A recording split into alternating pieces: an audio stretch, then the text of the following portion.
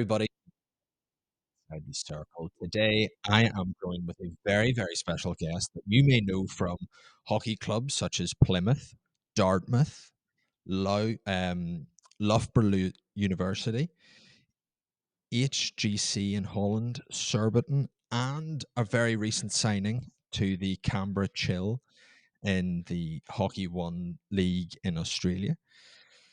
221 caps for both GB and England with 59 goals. Achievements such as a gold medal in Rio in 2016, a bronze medal in Tokyo 2020, the full collection of medals from Commonwealth gold, silver, and bronze. And again, same again with the European Championships gold, silver, and bronze.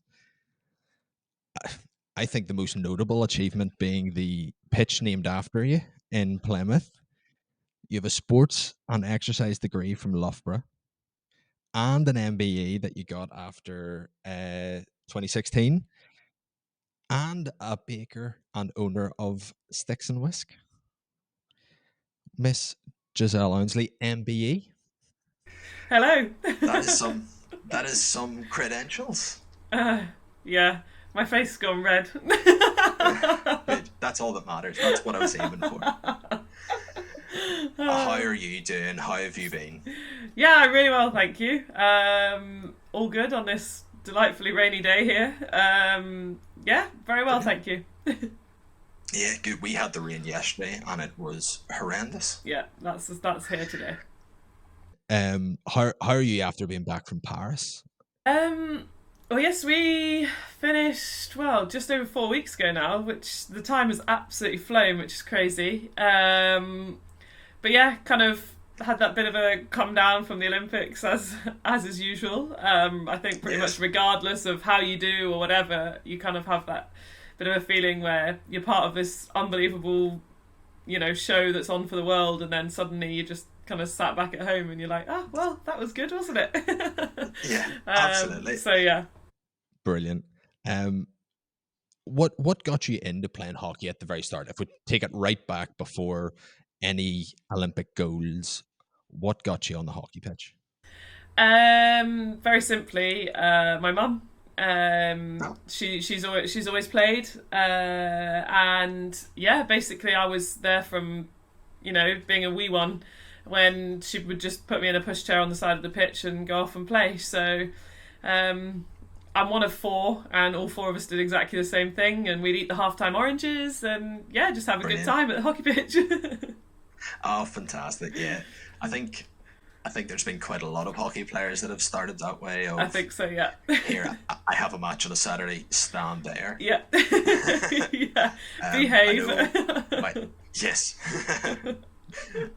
My dad was a goalkeeper, and yeah, same sort of memories as you of mum's taking me down to watch them, and we're playing up and down on halfway line at half time and all of that. Yes, Absolutely. Yeah. The best way to start. Yeah. exactly. No pressure, and Exactly. if you ever if you ever ran down the pitch and scored, the cheer from both teams was always the best. Clearly concentrating on their halftime team talk. Yeah. Absolutely, they did not need a small child running around the pitch. um, so you obviously started off. You played for school. I believe you're cricket and canoe as well. Yeah, so cricket was a big one. So my dad was the one that played cricket, and my mum was the one that played Yeah. hockey. My dad has still yet to this day ever like picked up a hockey stick. So and I think probably the same for my mum and a cricket bat, to be honest. So yeah, those two were kind of big sports of mine. I actually started my the main sports that I did were swimming and tennis when I was really young. Okay. Um, and I swam a lot all the way through school and things like that. But team sport was where it was definitely at for me. So carried on playing kind of cricket and hockey mainly. I played cricket alongside hockey all the way up until my first year at uni. Well, second year at uni. So yeah, it's always been something I absolutely loved. So yeah. Very yeah yeah. Again, my sister plays cricket. So that's her sport. She's she would play in the ladies leagues here, and then has in uni has gone over to Australia and is about to start playing over there as well. So yeah, similarities are unbelievable. And this is probably a silly question. You've been to three Olympics. What is or has been your favorite? Oh wow. It's actually a really hard question because they're all so different. Um, and obviously, Rio winning a gold medal. I mean, it's really, really hard to get better than that. To be Yeah, honest, um, and yeah, it was 8 years ago now, I know. which is absolutely mental. And there's a lot has happened since then. It was obviously an absolutely incredible experience, and what was really cool was family could be there. So my parents and one of my sisters travelled out, and everyone's friends and family. And as we got further through the tournament, more friends and family would arrive because they were suddenly like, "Ooh, something special could happen here." So Yes. that was really cool. Tokyo was like something completely different. Obviously, it was COVID affected. There were these beautiful stadiums, like absolutely incredible, and there was just no one in them, which was such a I shame. know. But that in itself creates something special, I guess, because it's just you and your teammates there, and the support staff, and they're the ones that you've trained with every single day to build up to this moment. And I also would say like we were not really expected to win a medal there for sure. Like we had been pretty woeful in the build up to Tokyo. Um, and something about that Olympics that just clicked. And so yeah, standing on that kind of podium with masks on and presenting each other with the medals and all that kind of Yes. stuff, like that was really special as well. And then I know Paris didn't go the way we'd hoped, and everyone talks, oh, it's such a shame, blah blah blah. And of course it is. Everyone wants to stand on a podium, but the fact is only three teams can, and it is incredibly difficult to win a medal at the Olympics, as I think everyone has shown. Like the success of teams in the build up to it, and then the people who stand on the podium. Yeah, it's hard. But one thing was just kind of being back in front of crowds, and crowds like Paris produced were absolutely sensational. And yeah, I mean, even when we got knocked out, I went and watched so many of the games that were left, the semi-finals and the finals stuff, because it was just amazing to be in that Yeah. stadium. I mean, it really did feel like we were back in Holland, with the amount It of definitely had people that that they feel. Like had. you could Yeah, you could get that through the TV. yeah, like it was amazing. So it's a very long-winded answer, but just kind of the atmosphere that was created there again made that really really special. And obviously we would have loved for it to have been different, but all three have been very unique and very special in their own way. No, I thought it was going to be very easy, Rio. But no, it's interesting from a player point of view because we don't see the behind the scenes, the you know you've got the excitement of the build up and the likes of Rio being on the other side of the world literally, and you know Tokyo was an interesting one to watch because from again from me looking and watching at it, it was very almost like you're playing training matches. So you had that no pressure on yourself. I know there was pressure, but it was it felt very natural to play like that opposed to in a full stadium. Yeah, yeah, completely. And I mean, I guess in my head, I'd never thought of it in that way. But when yeah, I guess from the outside, when you're there and you're like, well, you're watching just on TV and you see that it's empty and it's just people just running up and down. Like, it probably had very much had that kind of air to it from the outside. But yeah, it was a crazy time. Like absolutely. Um, what's been the best Olympic village then? I'll ask that question. Oh wow, uh, that is really hard because again, and I know this is an obvious answer, they are so different. Um, Yeah. Tokyo, I'd say from Team GB building had the best backdrop. Like it was stunning. It was like over the water and like looked out over the rest of the city, and the sunsets were like nothing you can imagine. They were unreal. So in that sense, for the like kind of beauty, Yeah. that the Rio village was absolutely massive in terms of the distance. Like we would walk 20,000 steps just going to 3 meals a day to the food hall. Crazy.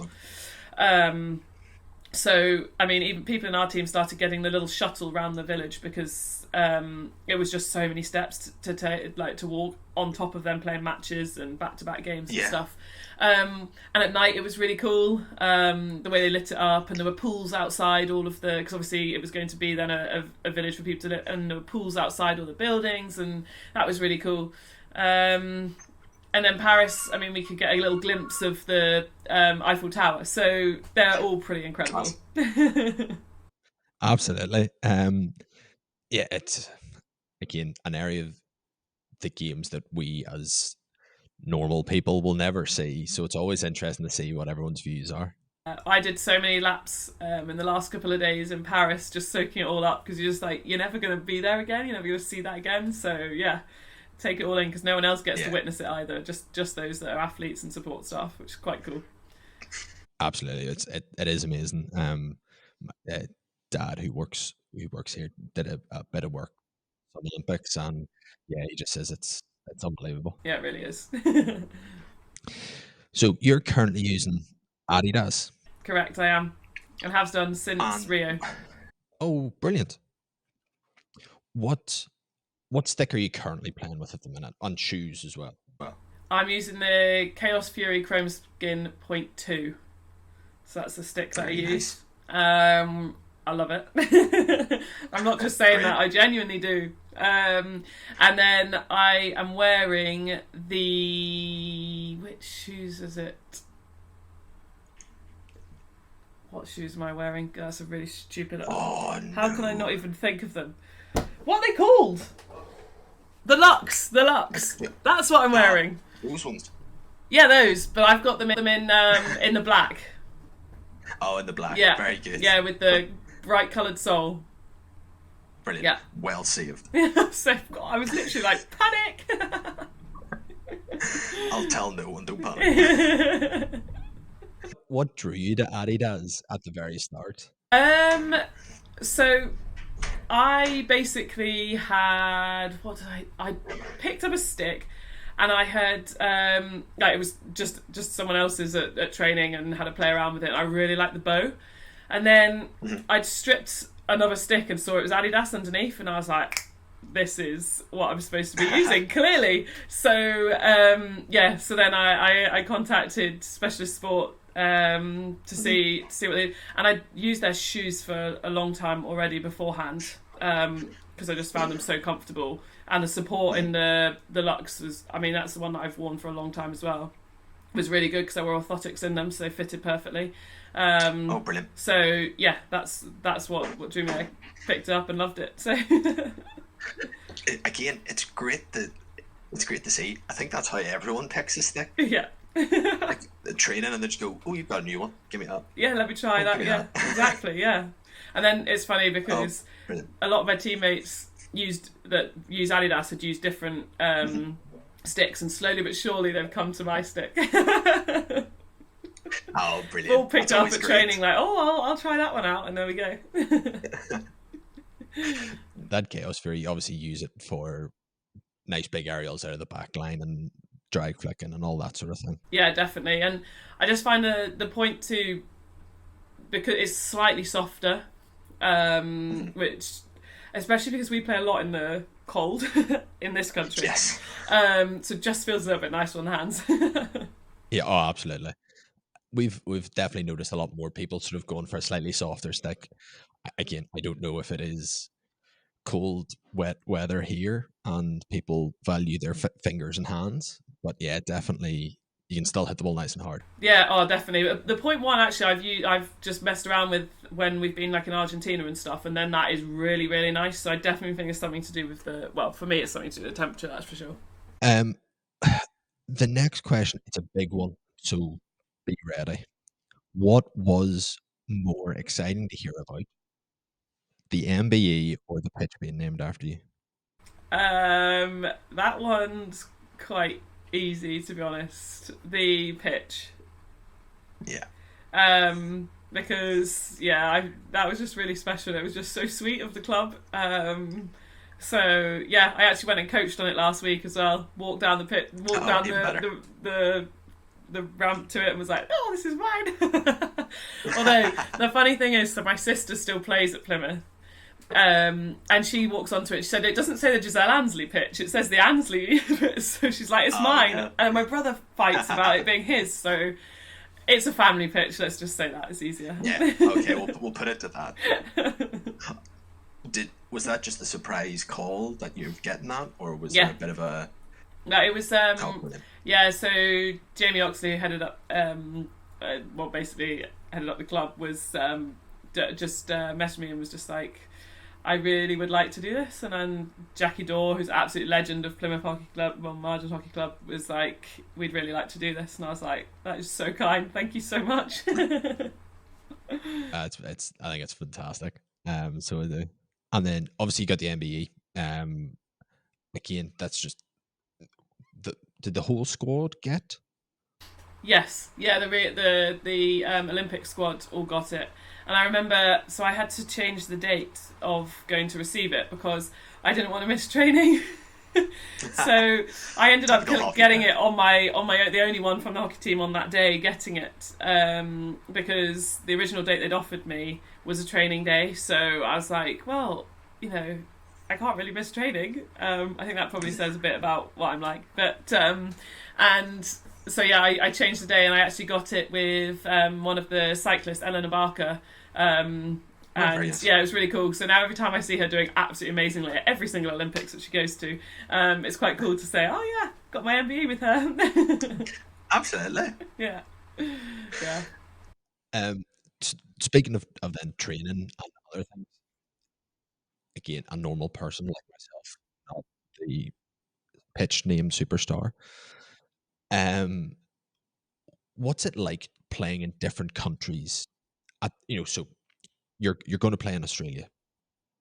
Are you going to go out there and is the coaching style going to be this is how we're going to play? Because all the players are going to be of your standard.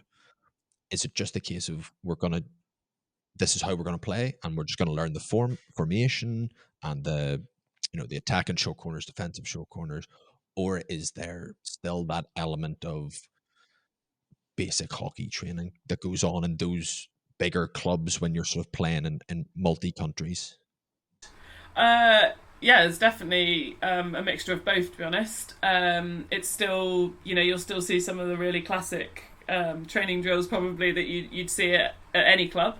And there will just be, obviously, have to be a bit more emphasis with when you bring like a franchise team together, like the Canberra Chill, for example. Not everyone will have played with each other all the time, so it's a bit about kind of getting everyone on the same page really about how you want to play. So as you said initially, kind of your sort of kind of style, a bit of your formation. You'd hope that at this level people are pretty au fait with understanding different ways of playing and then being able to piece that together and actually just reading the game. But yeah, I think that's the cool thing about going and experiencing kind of different nations hockey is there's so many ways to play the game, and there's so many different views on it from different coaches all have their own ideas, and I think that's what's really cool about it, to be honest, and that's why I really like going to do it. Playing in Holland, obviously playing in the UK, and then going to experience a bit of the Aussie way of doing things. It's just something different. Absolutely, and you'll be almost guaranteed that it'll be nice weather. Yeah, I know. I'm looking forward to that as well. I've had a look, and you timed it very nicely. That it's October time. It's just heating up perfectly. Yeah. You're not going to go out and melt, but you're exactly. Go out and have a nice weather temp. Exactly. That's what I'm looking forward to. It'll be nice. Brilliant. Has there, like, for example, with that, is that something that you put your name into the hat for? To go, I'd like to be part of this, and then see what happens after that, or do you have to sort of were you in contact with Canberra, for example?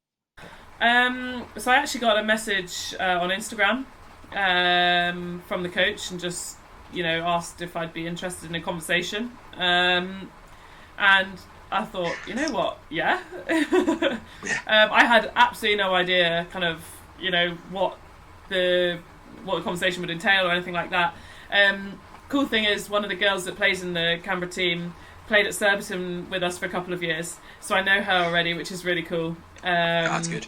Yeah, stuff like that. So, yeah, it was just was initiated by just a message, and then followed up by a Zoom call and a couple of other kind of conversations, and then yeah, it was like a. It's always I always find it hard because obviously it's the start of the league season over here, and I've played at Surbiton for, well, this would be I've played there since 2013, bar that one season where I went to Holland. So I've been there for a long time, and I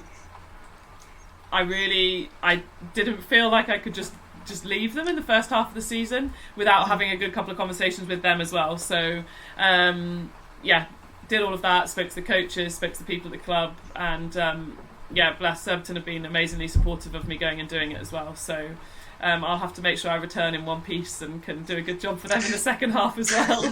Yes, absolutely. You cannot injure. No, exactly. Are you gonna keep baking when you go over there, or is that exclusively based product? That'll be mainly here. To be fair, when I went to Holland, I actually did a lot of kind of making of cakes for people and stuff like that, and I would take stuff to training and everything. So it was still fun in Holland, but yeah, you never know. I might whip the team up a couple of things, but it won't be it won't be my traditional stick or whisk baking. How did that get started? Because I think it's amazing. So I always baked stuff and took them along to Surbiton and was like, here guys, you know, have this, I wanted to try stuff out, so I'd take it along. And then they were like, my brother and my sisters were like, why didn't you just like try making something from this? And I was like, okay. And then we were brainstorming names and all this kind of stuff, and yeah, in the end we came down to Stick or Whisk. I think I have to credit my brother mainly with that name, and yeah, it just kind of went from there. I just started it mainly on Instagram really, and then a bit of word of mouth. And you might have seen that some of the GB lads have a coffee van as well now. Yes. So the social beans, so I've started providing some stuff to them. So it's quite a cool little collab with you know, with the GB hockey lot, between the coffee and the brownies and stuff like that. So yeah.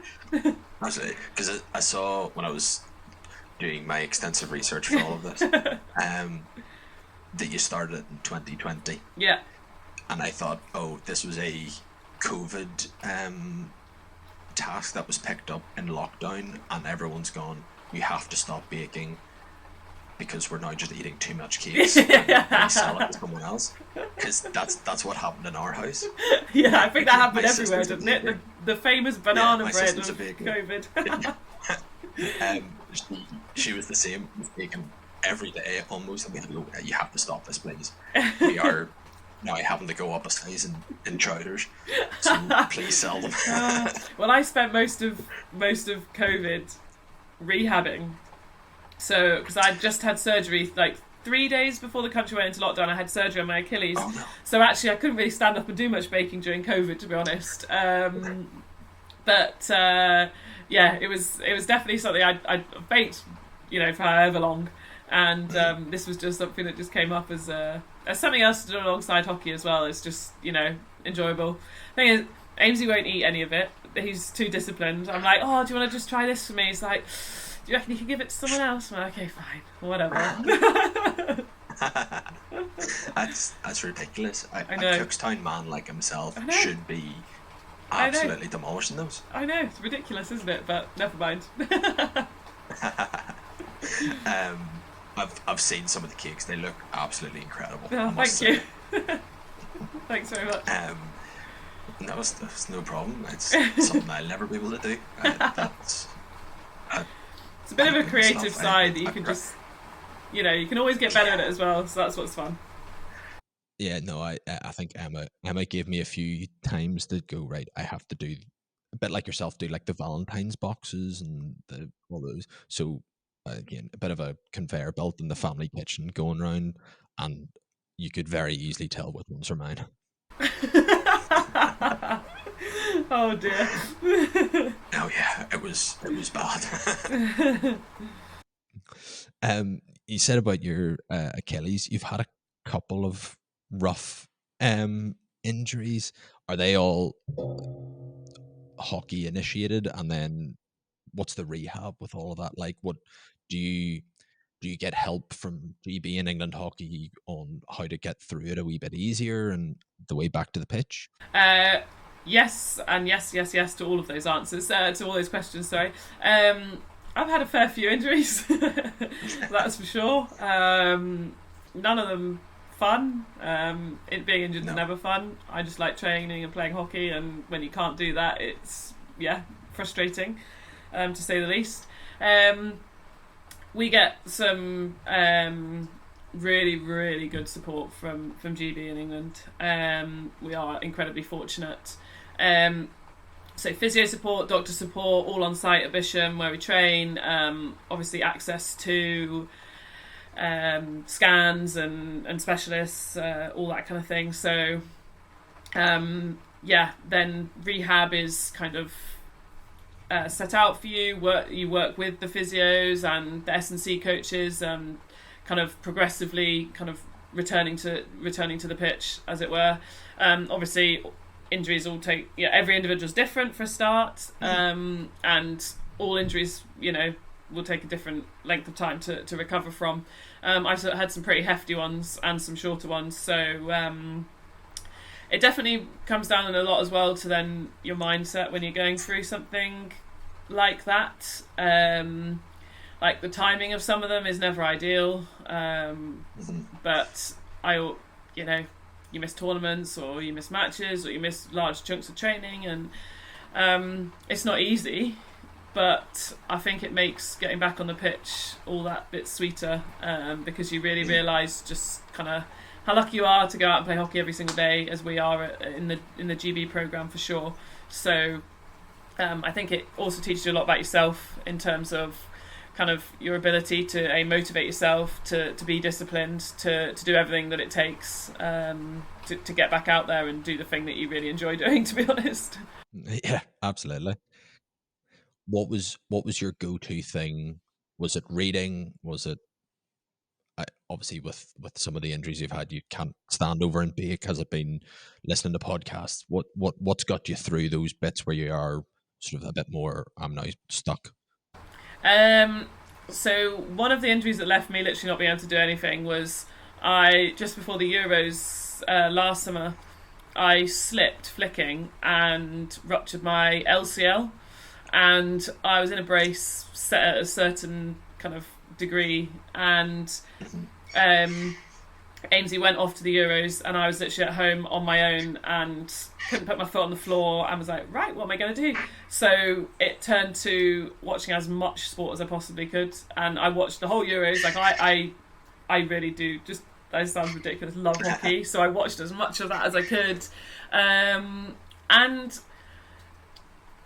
to be honest, like bits of the baking, like it's not just the baking that you have to do. Like essentially, you're running like a small business, so there's your accounts, there's all of that stuff to do. So every single bit like that, get that done whilst you can.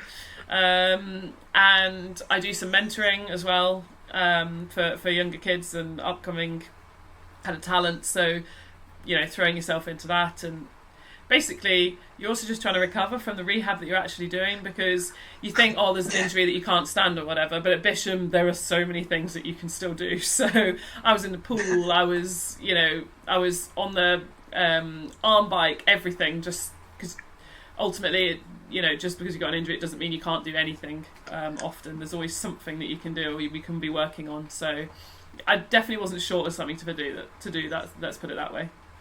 At least you could watch the hockey. We're in a very lucky position where we can do that.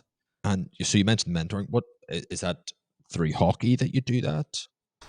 Yes, so I started, I did a year's kind of training and course with, it's called the True Athlete Project.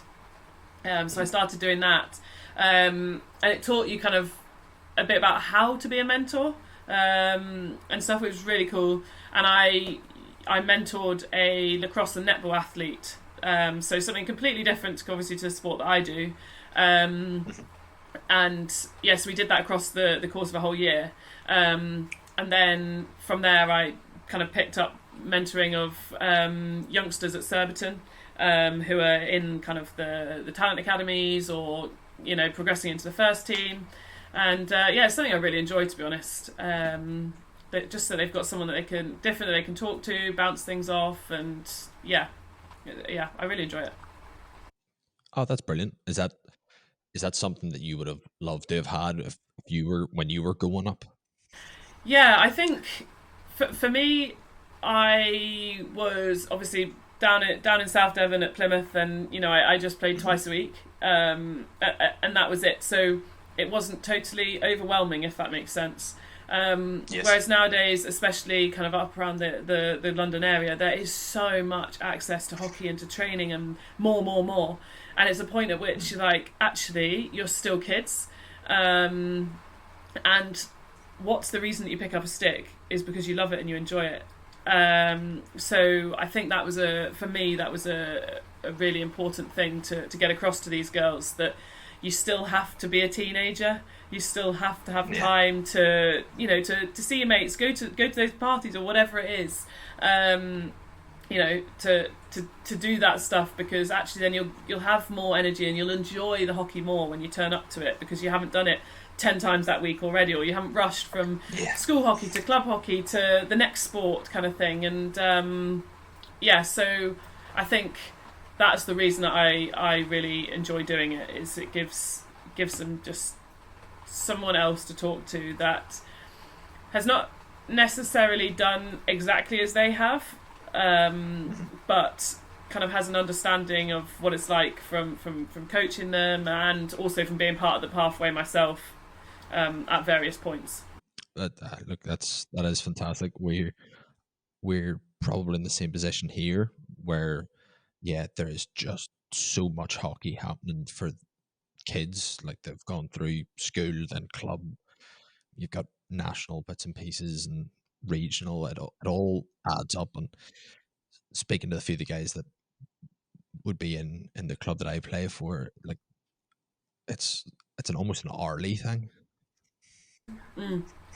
Yeah, it's crazy. I mean, it's amazing that they've got the opportunity to do that much, and for some people it will really work. And but I did so many other sports that I probably had the same amount of activity going on, but it wasn't all just one sport. As I said, I did a lot of cricket, I did swimming, I did tennis. I did every sport that I could at in PE at school and all that kind of stuff. And and I'm one of four, so there was four of us to cart around all over the place. And so it's not necessarily that I did any less than them or whatever, but it's just being able to make kind of sensible decisions around stuff, and not feeling like they're doing it, so I have to do that. It's what's right for you. So Absolutely. A typical GB hockey day when you're prepping for a tournament, what does that look like? So we will have so we always do something called daily prep. It's exactly what it says on the tin. It's just getting your body ready for that day's training. It'll look different for everybody. Some of the youngsters can just kind of sit in the corner, do a couple of stretches, and they're good to go. Some of us oldies have to do a lot more, and it takes a lot longer to get that body wound up and ready to go. So we'll always have that before every pitch session. And we will gym 3 times, or twice or 3 times a week. So if it's kind of doubling up with a hockey pitch session, it's often, it's either before or after hockey. So some daily prep into a pitch session. There's normally a pre-training meeting as well, just to kind of outline kind of what we're really going after that day, what we're focusing on, potentially a bit of video from a session before, just to tweak on certain things that we've done or that we're trying to kind of input into that session. Lunch, all take our own lunch. I live 5 minutes from Bisham, so I can go home and make my own whatever I want. Have a minute to grab a shower, that kind of thing. often there's a little bit of time to just kind of chill, sit there. If you don't eat at home, the office, the GB England hockey office has a big kitchen with plenty of tables in there, so actually it's quite nice. Everyone goes and sits up there and just natters, chats. We're really good at talking, so everyone's obsessed with coffee. So there's coffee machines up there. There's the men's one and the women's one, so various people playing around on those. And then if we've done pitch in the morning, it'll be gym in the afternoon, or vice versa. So yeah, and then the kind of psychology stuff, the nutrition stuff, that's all kind of done.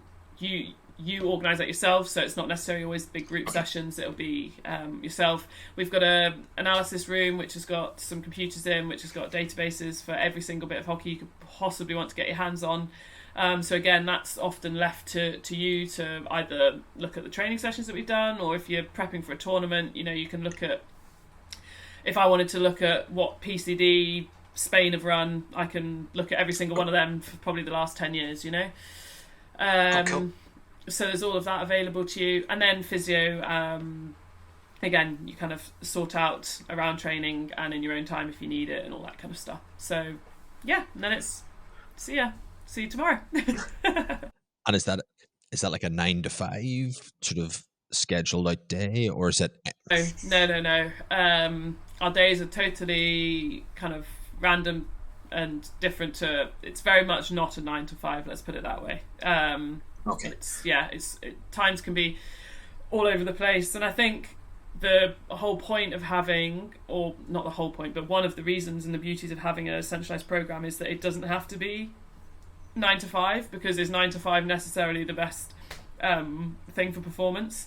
Yeah. Probably not. Being absolutely rammed back to back is probably not your best way of recovering in between sessions and being able to go at it 100% again. So like I said, we have the opportunity to come home in the middle of the day and do your own food and have a rest or whatever. So yeah, it really changes. And also we did a bit before the Olympics of practicing at the time that we were going to be playing, because obviously there was some late games and there were some early games, so we had a bit of that, because obviously on a game day, there's meetings, there's priming, which is again a bit like the daily prep but a bit more explosive to get you going. There's the travel to the pitch. So when you think about that, a 10 o'clock game actually starts at 6 o'clock in the morning. Yes. So it was kind of getting ourselves kind of prepped and ready for that as well, whilst we were kind of in the build-up directly to the Olympics. Fair enough. So those later games, which were late in Paris, what time did you start prep? Did you have a bit of a morning, and then right, it was 12 o'clock, say, and then that's when you all sort of started dialing in? Yeah, and I think everyone's different with that. Some people start a bit earlier than others, and that's the kind of thing that we were very conscious of, is everyone is different, and to allow everyone to do kind of their processes. But the team meeting was kind of around kind of 11:30, 12, which then gives you a bit of time to digest the information. We'd have done a bit the day before as well if we didn't have a back-to-back game, so you'd already had a bit of the information, and that was kind of keeping the day a bit kind of not too much of an info overload. Yes, so you can still absolutely. Go out there and play without being like, right, they said this and this and this, and what was it they said after that, Yeah, and by that time the forwards ran past you. Yeah, exactly. So... oh, right, okay, well. Oh, that's what I was meant to do. Yeah. And then, do you have any pre-match rituals? That was what I wanted to ask. Is there something specific you want to do just before you walk on, 10 minutes beforehand, anything like that? No, I don't. Some people really do. And when I first joined the squad in 2013, lots of people had certain ways that they did things, and there were certain places they sat on the bus and everything. And I thought, you know what? If I add another thing into this is going to be carnage. So actually, I'll just work off what everyone else does, and I'll be fine. So I do now sit in the same place, that kind of stuff, because Mhm. they all sit there, so I sit here. So I have to sit here. Yeah. So yeah, and it's just kind of, it's a very hockey thing, I think, that you kind of, everyone sits in the same place in the bus and everyone sits in the same place in the changing room and you're always next to the same people, and yeah, but in terms of actual rituals, no, I don't. Not at all. Fair enough. That leads quite nicely onto the question that I've asked everybody. Before training or a match, how do you put your socks and shoes on? Do you go sock, sock, shoe, shoe, or sock, shoe, sock, shoe? Now, there is only one correct answer. Correct And answer. Earth does sock, shoe, that's just the worst. Sock, sock, shoe, shoe, 100%. Fair enough. Again, that's the correct answer. There's been a couple that have said it, and their reputation is bombed in my eyes. Yeah, I can understand why. Yeah, happy days. You're absolutely fine. Look, thank you very, very much. Is there anything you want to plug before we finish? Anything I want to plug? Yeah. No, apart from my stick, my shoes, and my baking business. Yeah, you're good. You've got it all in. Oh, happy days. That's all that matters then. Perfect. Look, thank you very much for joining us again. No problem. Thanks very much for having me. No problem. Take care. Cheers. Bye. Bye.